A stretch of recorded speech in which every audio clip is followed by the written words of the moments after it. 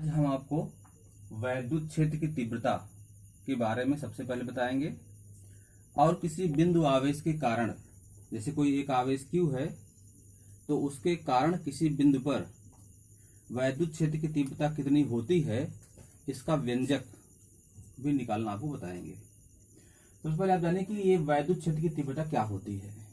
जैसे कहीं पर इलेक्ट्रिक फील्ड क्रिएट हो, वैद्युत क्षेत्र कहीं पर क्रिएट हो, तो आप जानते हैं कि वैद्युत क्षेत्र में कोई भी आवेशित कण हो अगर रहेगा, स्थित होगा, तो उस पर एक बल काम करेगा।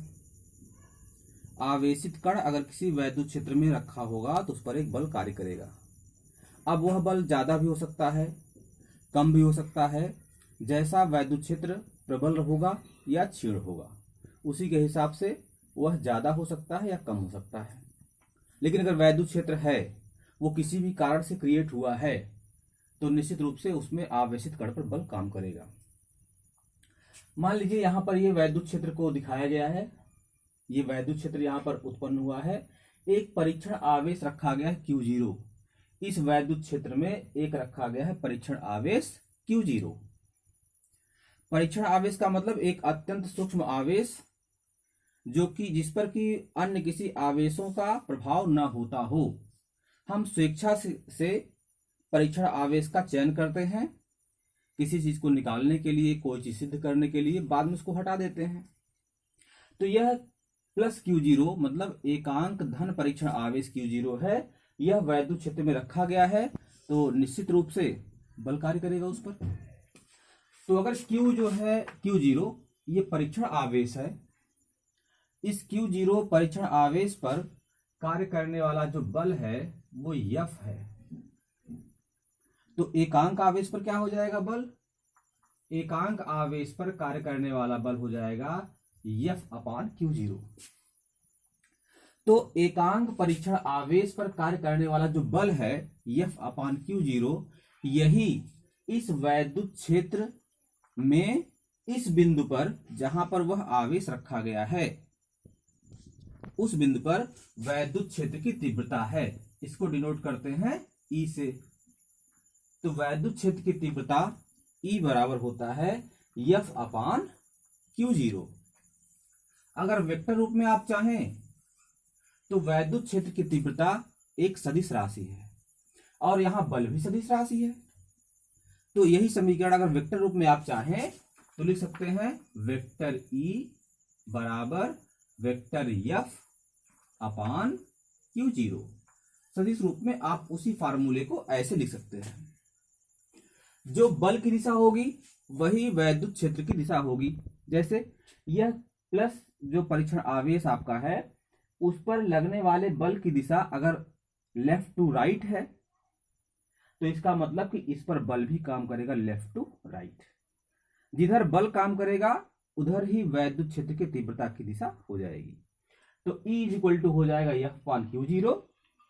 और दिशा रूप में आप अगर जानना चाहेंगे, तो ये हो जाएगा वेक्टर E की दिशा और वेक्टर जो F की दिशा है वह दोनों दिशा एक ही होती है। वेक्टर E की दिशा, वेक्टर F की दिशा एक होती है। तो F = हो जाएगा Q0E। ऐसे आप इसको डिनोट कर सकते हैं। F = Q0E हो जाएगा। अगर आपसे वैद्युत क्षेत्र की तीव्रता का मात्रक पूछा जाए तो वैद्युत क्षेत्र की तीव्रता का मात्रक होता है न्यूटन प्रति कूलाम, क्योंकि बल का मात्रक होता है न्यूटन और आवेश का मात्रक होता है कूलाम। तो आप कह सकते हैं वैद्युत क्षेत्र की तीव्रता का मात्रक होता है न्यूटन प्रति कूलाम। न्यूटन प्रति कूलाम इसका मात्रक होता है। इसकी विमा अगर आप जानना चाहें, विमा वैद्युत क्षेत्र की तीव्रता की जो विमा होती है आप जानना चाहें तो क्या हो जाएगा? बल की विमा हो जाएगी mLT⁻²। mLT⁻², ये बल की विमा हो गई। और बटे आवेश है, आवेश का मतलब कूलाम, कूलाम की जो विमा होती है वह A×T, क्योंकि Q = IT होता है।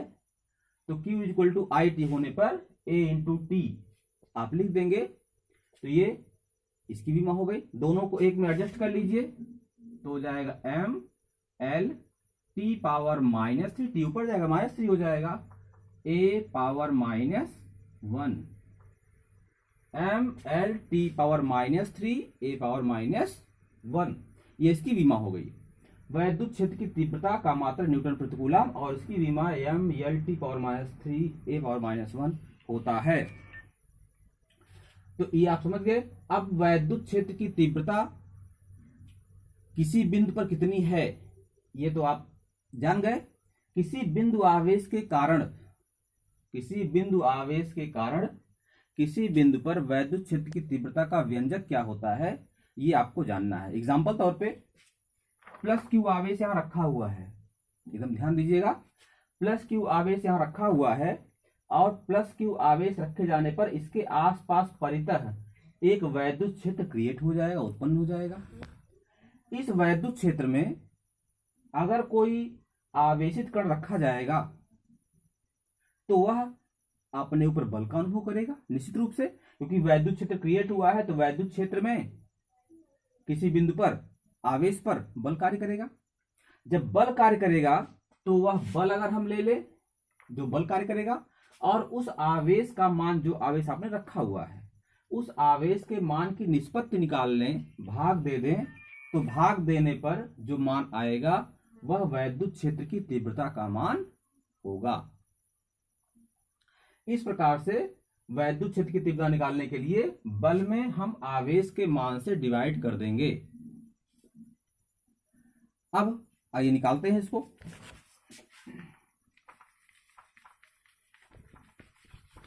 वैद्युत क्षेत्र के तीव्रता की परिभाषा आपसे पूछी जाए तो आप बता सकते हैं वैद्युत क्षेत्र के किसी बिंदु पर रखे गए परीक्षण आवेश पर लगने वाले बल और परीक्षण आवेश के मान की निष्पत्ति को ही उस बिंदु पर वैद्युत क्षेत्र की तीव्रता कहा जाता है। या ऐसे कह सकते हैं किसी वैद्युत क्षेत्र में एकांक परीक्षण धन आवेश पर लगने वाले बल को ही उस बिंदु पर वैद्युत क्षेत्र की तीव्रता कहा जाता है। आइए यहां ज्यादा ध्यान दीजिए, प्लस क्यू आवेश रखा हुआ है। प्लस क्यू आवेश से स्मॉल आर डिस्टेंस पर एक परीक्षण आवेश रखा गया है Q0। किस बिंदु पर? P बिंदु पर। अगर हमको निकालना है कि बिंदु P पर वैद्युत क्षेत्र की तीव्रता कितनी हो जाएगी, बिंदु P पर वैद्युत क्षेत्र की तीव्रता का मान क्या होगा ये निकालना आपको है, तो आपको ये देखना पड़ेगा कि बिंदु P पर जो आवेश हमने रखा है प्लस Q0, इस आवेश पर इस धन Q आवेश के कारण कितना बल कार्य कर रहा है, वही बल निकाल लेंगे और इस परीक्षण आवेश के मान से हम डिवाइड कर देंगे तो हमको मिल जाएगा वैद्युत क्षेत्र की तीव्रता किस बिंदु पर? P बिंदु पर। क्योंकि आप जानते हैं अभी बताया हमने E बराबर होता है F/Q0। तो आइए निकालते हैं। प्लस Q आवेश रखे जाने पर वैद्युत क्षेत्र क्रिएट हुआ है और इस प्लस Q आवेश से स्मॉल r दूरी पर एक परीक्षण आवेश रखा गया है Q0। इस Q0 परीक्षण आवेश पर लगने वाला बल F निकालना है तो कूलाम के नियम से निकल सकता है। क्या होगा? F = 1/4πε0 into Q0 divide by r², क्योंकि एक आवेश आपका प्लस Q है और दूसरा आवेश आपका Q0 है, दोनों का गुणनफल करोगे तो हो जाएगा Q0 डिवाइड बाई r²। अगर दोनों के बीच में कोई माध्यम यहां पर है तो हम K भी लगा सकते हैं, यहां पर K भी कर सकते हैं। निर्वात या वायु के लिए इसका मान 1 हो जाएगा, इतना तो आप पहले से जानते हैं। अब प्लस Q0 आवेश जो हमने लिया परीक्षण आवेश, उस पर कार्य करने वाला बल ये निकल गया।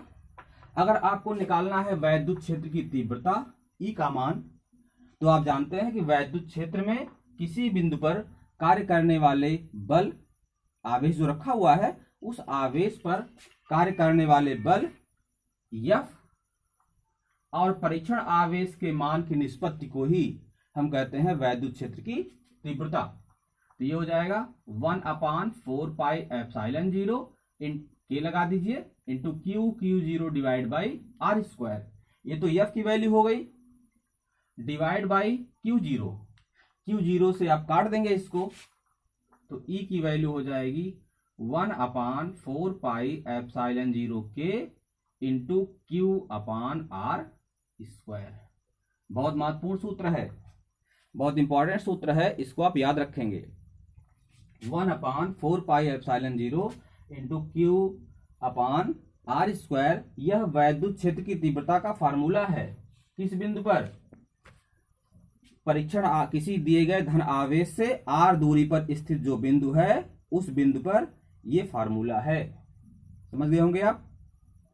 अब आप ये जान सकते हैं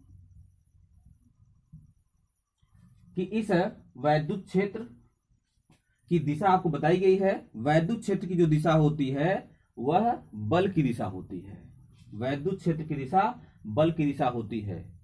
ठीक है, अगर बल की दिशा आपकी दाहिनी तरफ है तो वैद्युत क्षेत्र की दिशा भी दाहिनी तरफ हो जाएगी। इतना तो क्लियर हो गया होगा। एक चीज यहां ध्यान देने वाली बात है कि अगर धन आवेश है तो धन आवेश के कारण बिंदु P पर उत्पन्न वैद्युत क्षेत्र की जो दिशा होगी वो बाहर की तरफ होगी, और अगर ऋण आवेश है तो यह जो दिशा होगी कहां होगी? अंदर की तरफ होगी। तो बल की दिशा अंदर की तरफ होगी तो वैद्युत क्षेत्र के तीव्रता की दिशा भी अंदर की तरफ होगी। तो किसी बिंदु आवेश के कारण कोई आवेश Q है, इस Q आवेश के कारण R दूरी पर, कहां से R दूरी पर? उसी Q आवेश से R दूरी पर उत्पन्न वैद्युत क्षेत्र की तीव्रता जो होती है उसका फार्मूला इतना होता है। इसका बहुत सारा यूज आपको मिलेगा। मान लीजिए किसी बिंदु पर, एक बिंदु यहां पर है, इसी बिंदु पर आपको निकालना है वैद्युत क्षेत्र की तीव्रता। ठीक है, और यह बिंदु यहां पर एक आवेश Q1 है, Q1 से कुछ दूरी पर है, दूसरा आवेश Q2 है, Q2 से कुछ दूरी पर है, तीसरा आवेश Q3 है, Q3 से कुछ दूरी पर है। तो इस बिंदु पर वैद्युत क्षेत्र की तीव्रता इस Q1 आवेश के कारण भी निकलेगी, Q2 आवेश के नाते भी निकाली जाएगी, Q3 के कारण भी निकलेगी।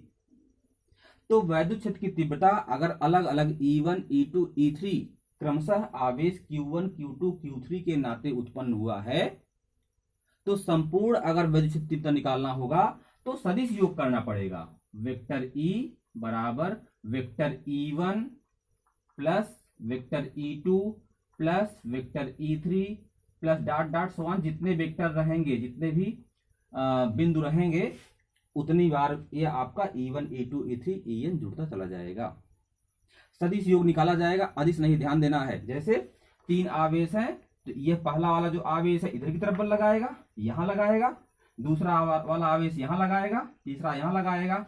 तो इनके बीच का कोण देखा जाएगा और परिणामी निकाला जाएगा। कैसे? बलों के समांतर चतुर्भुज के नियम से। मतलब सदिश योग करना इसका है। अगर 2 बलों का है तो बलों के समांतर चतुर्भुज के नियम से निकालेंगे। जैसे 3 मान लीजिए है, 2 का निकाल लीजिए, फिर एक परिणामी आएगा उसका तीसरे से निकाला जाएगा फिर, और 3 से ज्यादा है तो एक अलग नियम उसके लिए है, वो आपको बताया जाएगा। तो कहने का मतलब वैद्युत क्षेत्र की तीव्रता एक सदिश राशि है, इसलिए इसका सदिश योग ही निकाला जाएगा। इसके बाद आपको बताना है वैद्युत द्विध्रुव क्या है। वैद्युत द्विध्रुव, इलेक्ट्रिक डाइपोल। इलेक्ट्रिक डाइपोल या वैद्युत द्विध्रुव जो है वह 2 समान और विपरीत प्रकृति के आवेशों से मिलकर बना हुआ एक निकाय है। वैद्युत द्विध्रुव क्या है? एक निकाय है जिसमें 2 बराबर और विपरीत प्रकृति के आवेश परस्पर अल्प दूरी पर, बहुत ही अल्प दूरी पर रखे होते हैं। तो उन आवेशों का जो निकाय है उसी को हम कहते हैं वैद्युत द्विध्रुव या इलेक्ट्रिक डाइपोल कहा जाता है उसको। जैसे एक आवेश यहां पर है प्लस Q और दूसरा आवेश यहां पर है माइनस Q। एक आवेश प्लस Q, एक आवेश माइनस Q, दोनों मान लीजिए परस्पर कुछ दूरी पर स्थित हैं। इनके बीच की डिस्टेंस क्या लेंगे हम? डिस्टेंस को लिया जाता है 2L। क्या डिस्टेंस लेंगे? 2L। अब आप कहेंगे 2L क्यों लेते हैं, L क्यों नहीं लेते? अगर आप L लेंगे तो जब दूरी लेनी होगी आपको, तो इलेक्ट्रिक डाइपोल से किसी बिंदु की दूरी जब ली जाती है तो न तो इस आवेश से ली जाएगी, न तो इस आवेश से ली जाएगी, बल्कि इसके मध्य बिंदु से ली जाएगी। तो पूरी दूरी को अगर आप L मानेंगे तो आपको L/2 करना पड़ेगा। थोड़ा सा असुविधाजनक है वो। 2L रहेगा तो आधे में आप बांटेंगे, एल हो जाएगा इधर, एल हो जाएगा इधर, इसलिए इन दोनों आवेशों के बीच की जो डिस्टेंस है वह 2l ली जाती है। तो वैद्युत द्विध्रुव क्या होता है? वैद्युत द्विध्रुव परस्पर दो समान और विपरीत प्रकृति के आवेशों से मिलकर के बना हुआ एक निकाय होता है, जिसमें दोनों आवेश परस्पर अत्यंत अल्प दूरी पर रखे होते हैं। एग्जाम्पल तौर पे जैसे HCl है, HCl, HBr, ऐसे बहुत सारे H2O, NaCl, सब में NaCl में Na पॉजिटिव प्रकृति क्या है, क्लोराइड आयन नेगेटिव प्रकृति क्या है, दोनों परस्पर अल्प दूरी पर रखे होते, बहुत शॉर्टेस्ट डिस्टेंस होती है इनके बीच की, शॉर्ट डिस्टेंस बिल्कुल होती है। तो ये परस्पर बहुत अल्प दूरी पर रखे होते हैं, तो इनका जो पेयर बनता है उसी को हम कहते हैं वैद्युत द्विध्रुव। दो ध्रुव आप समझ गए होंगे, एक पॉजिटिव एक नेगेटिव, ठीक है। तो यह वैद्युत द्विध्रुव जो है, अगर इस वैद्युत द्विध्रुव में से कोई एक आवेश ले लें, दोनों आवेशों का परिमाण बराबर है, बस केवल एक पॉजिटिव एक नेगेटिव है, दोनों आवेशों में से कोई एक आवेश, ये माइनस आवेश है, दोनों आवेशों में से कोई एक आवेश ले लें और इन दोनों आवेशों के बीच की डिस्टेंस ले लें। दोनों आवेशों में से कोई एक आवेश और इनके बीच की जो डिस्टेंस है वो डिस्टेंस ले ली जाए, तो जो गुणा करने पर ये आएगा इसको हम कहते हैं डाइपोल मोमेंट या वैद्युत द्विध्रुव का आघूर्ण। वैद्युत द्विध्रुव का आघूर्ण या डाइपोल मोमेंट कहा जाता है। इसको हम दिखाते हैं P से।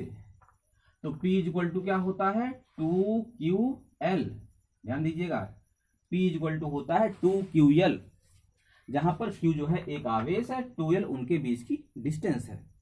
वैद्युत द्विध्रुव का जो आघूर्ण होता है वह एक सदिश राशि है। वैद्युत द्विध्रुव का आघूर्ण एक सदिश राशि है, ध्यान देने वाली बात है, सारी चीज आप नोट करेंगे। वैद्युत द्विध्रुव का आघूर्ण एक सदिश राशि है। अब दिशा इसकी क्या होगी, इसकी दिशा हमेशा ऋण आवेश से धन आवेश की तरफ दोनों को मिलाने वाले रेखा के अनुदिश होता है। जैसे ये माइनस आवेश है, ये प्लस आवेश है, दोनों को मिलाने वाली रेखा के अनुदिश माइनस आवेश से प्लस आवेश की तरफ इसकी दिशा होती है। अगर माइनस आवेश यहां रहेगा और प्लस आवेश यहां रहेगा तो मिलाने वाली रेखा के अनुदिश जो आघूर्ण होगा उसकी दिशा इधर की तरफ हो जाएगी। ऋण आवेश से धन आवेश की तरफ दोनों को मिलाने वाली रेखा की दिशा में या उसके अनुदिश, इसे हम कहते हैं वैद्युत द्विध्रुव। अब वैद्युत द्विध्रुव के कारण किसी बिंदु पर वैद्युत क्षेत्र की तीव्रता क्या होती है, 3 कंडीशन में है ये। तो पहली कंडीशन आपको हम बताते हैं, वैद्युत द्विध्रुव के कारण किसी बिंदु पर वैद्युत क्षेत्र की तीव्रता क्या फार्मूला होगा। पहला है अक्षीय स्थिति में, दूसरा है निरक्षीय स्थिति में, तीसरा है किसी भी स्थिति में। पहला अक्षीय, दूसरा निरक्षीय और तीसरा किसी भी स्थिति में। ये 3 कंडीशन आपकी है, ध्यान दीजिएगा जरा। यह एक वैद्युत द्विध्रुव है। यहां कौन सा आवेश है, ये -Q आवेश है। यहां कौन सा आवेश है, +Q आवेश है। दोनों के बीच की डिस्टेंस कितनी है, ये डिस्टेंस है 2L। अभी आपको बताया गया वैद्युत द्विध्रुव क्या होता है, आप समझ गए होंगे इतना। अब वैद्युत द्विध्रुव का ये अक्ष हो गया, -Q और +Q दोनों आवेशों को मिलाने वाली रेखा को ही हम क्या कहते हैं, अक्ष कहते हैं। अब इस अक्ष के अनुदिश यहां पर, मतलब अक्ष की दिशा में यहां पर, यहां पर, यहां पर, यहां पर कोई बिंदु है तो इसको अक्षीय कहा जाएगा। इनको मिलाने वाली रेखा के लंबवत कोई बिंदु ऊपर की तरफ हो या नीचे की तरफ हो उसको निरक्षीय कहेंगे हम। और अक्षीय निरक्षीय के अलावा किसी भी बिंदु पर आपको तीव्रता निकालनी हो तो उसके लिए भी फार्मूला हमको प्राप्त करना है। तो पहला जो है वो आपको बता रहे हैं, मान लिया हमने यह वैद्युत द्विध्रुव है और इसके अक्ष की दिशा में, इसके अक्ष के अनुदिश दिशा में r दूरी पर, कितनी दूरी पर, r दूरी पर, वैद्युत द्विध्रुव से r दूरी पर। जब कहा जाएगा वैद्युत द्विध्रुव से r दूरी पर तो इसका मतलब वैद्युत द्विध्रुव को मिलाने वाली जो रेखा है इसके मध्य बिंदु से r दूरी पर, न तो इस आवेश से और न ही इस आवेश से, मतलब यहां पर मध्य बिंदु यहां पर है तो यहां से r दूरी पर एक बिंदु यहां पर क्या है, मान लीजिए बिंदु आपका है A। इस बिंदु A पर आपको निकालना है वैद्युत क्षेत्र की तीव्रता। अब ध्यान देना यहां पर है कि बिंदु ए पर वैद्युत क्षेत्र की तीव्रता जो है वह इस आवेश के कारण भी होगी और ये माइनस क्यू आवेश है इसके कारण भी होगी। दोनों आवेशों के कारण यहां पर वैद्युत क्षेत्र की तीव्रता होगी, ये ध्यान देना है। अब दोनों तीव्रता को निकाल करके ऐड कर दीजिए, हो गया, पूरी तीव्रता बिंदु ए पर आ जाएगी। किसी आवेश के कारण जो है किसी निश्चित दूरी पर वैद्युत क्षेत्र की तीव्रता कितनी होती है, इसका फॉर्मूला बताया गया पीछे आपको, E = 1/4πε0 इंटू Q/r², ऐसा होता है। अब दोनों आवेशों के कारण बिंदु ए पर वैद्युत क्षेत्र की तीव्रता निकाल करके उसको हम ऐड कर देंगे, ठीक है। चलिए, आधी दूरी आपने यहां से यहां तक लिया है, यहां से यहां तक दूरी r है, तो कहने का मतलब L दूरी ये हो जाएगी और L दूरी ये हो जाएगी। दोनों दूरियां क्या हो जाएंगी, L ये हो जाएगी, L ये हो जाएगी।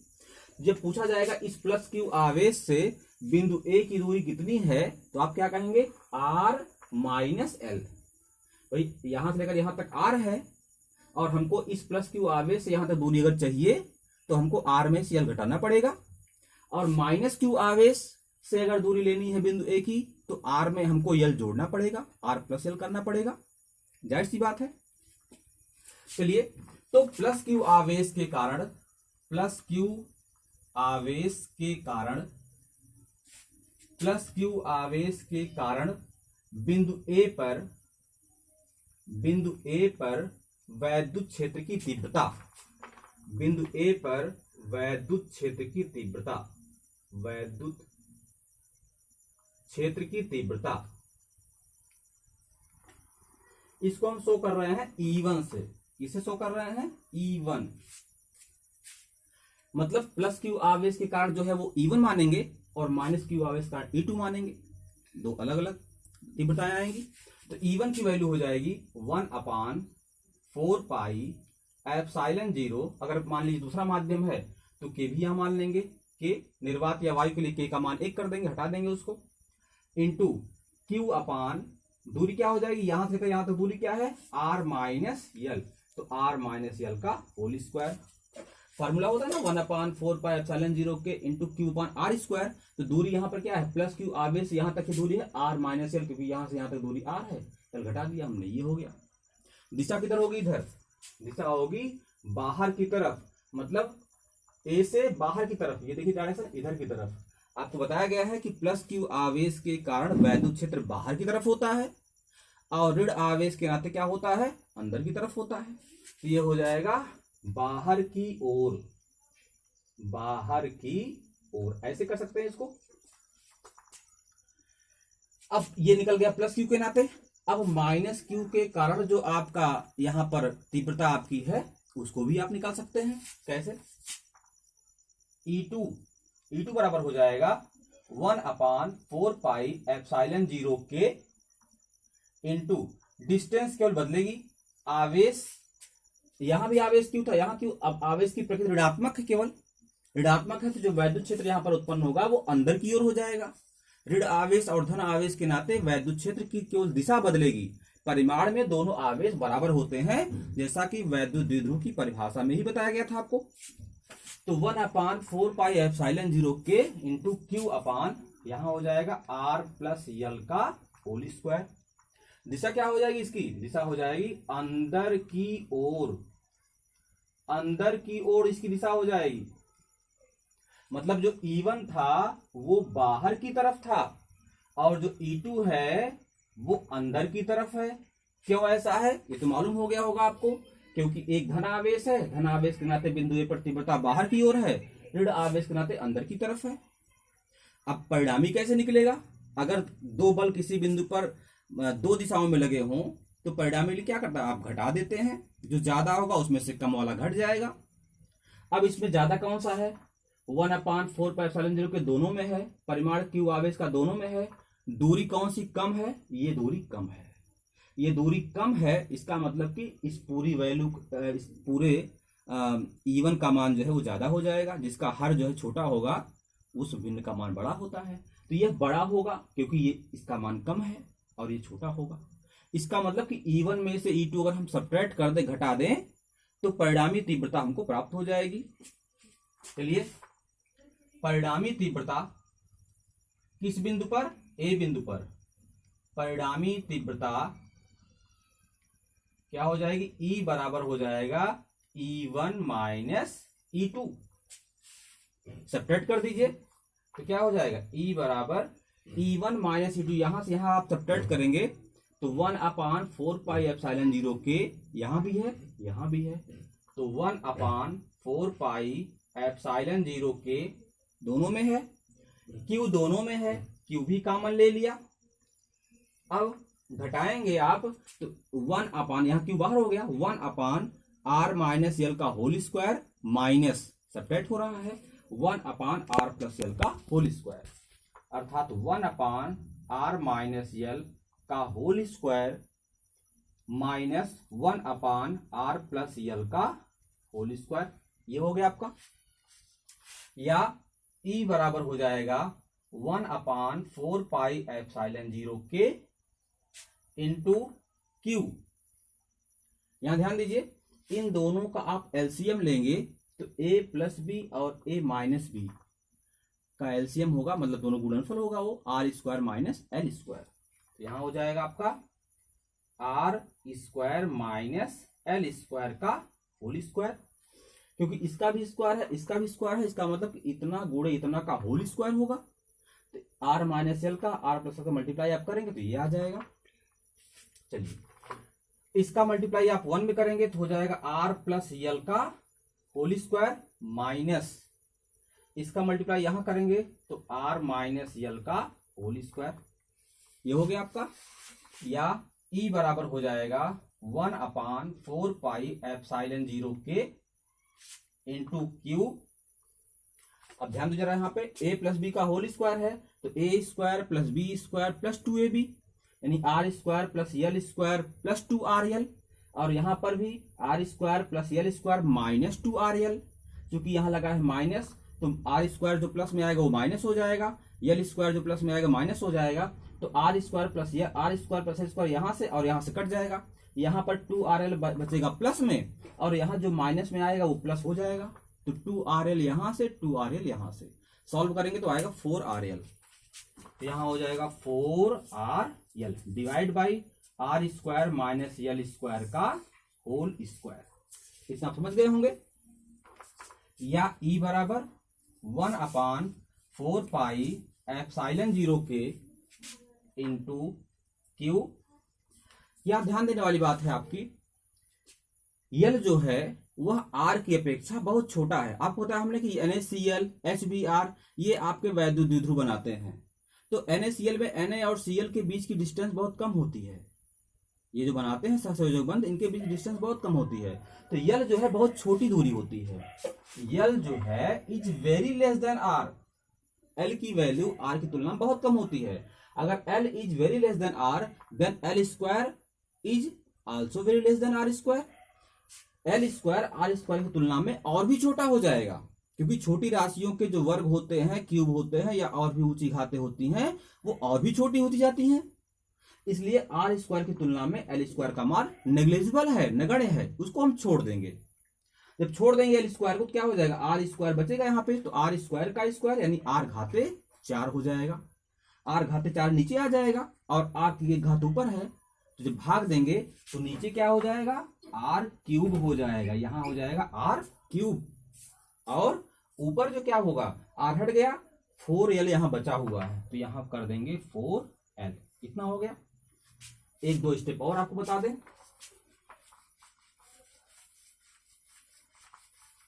आपको एक दो स्टेप और बता दें तो अक्षीय स्थिति में क्या फार्मूला होता है आप जान जाएंगे। ये हो जाएगा वेक्टर ई बराबर 1/4 पाई एप्सिलॉन 0 के 1/4 पाई एप्सिलॉन 0 के इंटू, यहां से 2 को निकाल लीजिए, क्यू यहां है ही है, यल यहां है ही है, तो 2ql आपको बताया गया था वैद्युत द्विध्रुव का आघूर्ण। अभी थोड़ी देर पहले यहां बताया गया था P इक्वल टू होता है 2ql, P का मान बताया गया था P बराबर 2ql, ये वैद्युत द्विध्रुव का आघूर्ण होता है। तो अगर इस 4 में से 2 निकाल लें और Q निकाल लें, L निकाल लें, तो 2ql का मान क्या हो जाएगा? P। और इस 4 में 2 बचा हुआ भी, R तो कट चुका था, यहाँ पे R तो कट चुका है, इसलिए R क्यूब यहाँ पर आया था। इसलिए क्या बचेगा, 2 बचेगा और P बचेगा, तो हो जाएगा 2P अपान R क्यूब। अगर यहां पर निर्वात या वायु है तो K की वैल्यू 1 कर देंगे, तो वैद्युत क्षेत्र की तीव्रता हो जाएगी E बराबर 1 अपान 4 पाई एप्सिलॉन 0 इंटू 2P अपान R क्यूब। ये इंपॉर्टेंट फार्मूला है, सिद्ध करने के लिए पूछा भी जाता है कि वैद्युत द्विध्रुव के कारण क्या था, वैद्युत द्विध्रुव था, वैद्युत द्विध्रुव के कारण अक्षीय स्थिति में उसके अक्ष के अनुदिश r दूरी पर स्थित किसी बिंदु पर वैद्युत क्षेत्र की तीव्रता कितनी होती है। तो उसका फार्मूला आप जान गए, 1 अपान 4 pi epsilon 0 into 2p, p का मान आप जानते रहिएगा, p का मान क्या होता है 2ql, 2p अपान r क्यूब। यह वैद्युत द्विध्रुव के आघूर्ण के पदों में वैद्युत क्षेत्र की तीव्रता का ये व्यंजक है, इंपॉर्टेंट है। तो अक्षीय स्थिति को आप कैसे निकाला गया जान गए हैं। आपको निरक्षीय बताना भी है, मतलब ये अक्ष के लंबवत ऊपर की तरफ नीचे की तरफ कोई बिंदु हो तो कैसे, क्या सूत्र बनेगा उसका। और तीसरी जो चीज है कि अक्ष और निरक्ष के अलावा अगर अन्य किसी बिंदु पर निकालना हो वैद्युत क्षेत्र की तीव्रता तो उस पर क्या फार्मूला बनेगा। अभी 2 आपको के बाकी रह गए हैं, वो 2 बता देंगे आपको। और थोड़ा सा और रह गया है, किसी वैद्युत क्षेत्र में वैद्युत द्विध्रुव को घुमाने में कितना कार्य किया जाता है या कितना वॉल्यूम का आघूर्ण लगता है, ये बचा हुआ है इस चैप्टर में। और हमको लगता है लेक्चर में खत्म हो जाना चाहिए, या कुछ बचेगा फिर देखा जाएगा, तो चैप्टर आपका पूरा हो जाएगा। ठीक है, तो रेस्ट जो बातें आपकी हैं वो हम आपको कल वाले लेक्चर में बताएंगे। धन्यवाद।